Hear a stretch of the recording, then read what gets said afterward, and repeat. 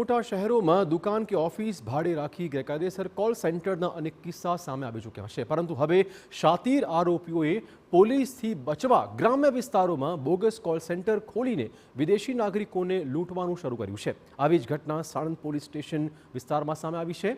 સાણંદના અણદેજ ગામે ફાર્મ હાઉસમાં bogus call centre ખોલીને છેતરપિંડી કરતા બે ઠગબાજોને પોલીસે પકડી પણ પાડ્યા છે। આરોપીએ વિદેશ નાગરિકોને ઈમેલ મોકલીને લોન વિશે પૂછતા હતા અને પછી કસ્ટમર તમને કોલ કરે ત્યારે આરોપીઓ એપલ કાર્ડ અને ગૂગલ પે કાર્ડ મારફતે પેમેન્ટ મેળવતા હતા। આમ આરોપીઓ વિદેશી નાગરિકો સાથે છેતરપિંડી કરતા હતા।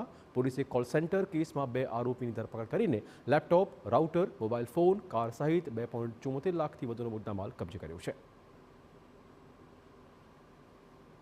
બહાને એ લોકો છેતરતા હતા, એટલે પહેલાં તો એ લોકો એમને મેઇલ મોકલે, પછી એમાંથી ક્વેરી જનરેટ કરે।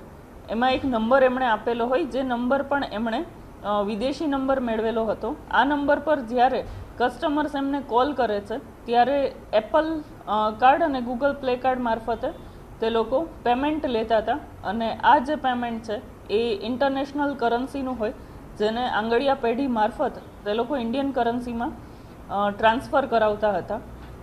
આ જે કોલ સેન્ટર છે એના બંને આરોપીઓ પકડાયેલા છે અને હાલમાં વધુ તપાસ તેમાં ચાલુમાં છે।